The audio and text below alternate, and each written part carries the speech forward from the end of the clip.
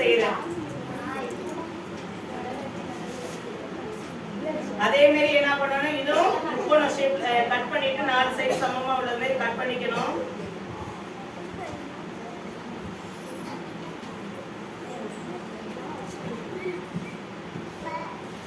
Cut பண்ணி எடுத்துட்டதே பிறகு என்ன பண்ணணும், நம்ம இதுல ஏதாச்சும் ஒரு சைடு, இந்த சைடு எடுத்துக்கலாம், நட்டு இந்த சைடு எடுத்துக்கலாம். ஏதாச்சும் ஒரு சைடு எடுத்துட்டு இதுல இருந்து என்ன பண்ணணும், கொஞ்சோண்டு மடக்கிக்கணும். எத்தனை கொஞ்சோண்டு மடக்கிக்கணும். நல்லா மடக்கி விட்டீங்கன்னா பாரு இப்படி வந்துச்சா, மேல இப்படி கூம்பு மாதிரி வந்துக்கா. இதை என்ன பண்ணணும், இப்படியே ப்ரெஸ் பண்ணி விட்டுறணும். ப்ரெஸ் பண்ணிவிட்டு இதுக்கப்புறம் என்ன, வால் வந்து நம்மளுக்கு ஈஸியா வேணும்னா இப்படி மேல இப்படி மடக்கி விட்டுக்கலாம். இப்படி இருக்கிறதுல இந்த இதை என்ன பண்ணணும், இந்த முக்கோணத்தை இப்படி மேல தூக்கி விட்டுக்கலாம். இல்லைன்னா என்ன பண்ணலாம், உங்களுக்கு இதே ஈஸின்னு நினைக்கிறேன், இதே முக்கோணம் மாதிரி பண்ணி விட்டுருவோம் பின்னாடி.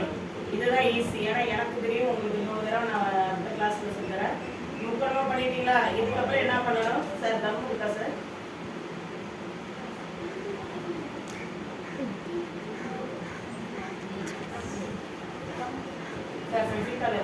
இல்ல அப்படியே காட்டுங்க, அப்படியே காட்டுங்க. வந்துட்டா இல்லையா? சரி, இப்ப இந்த 4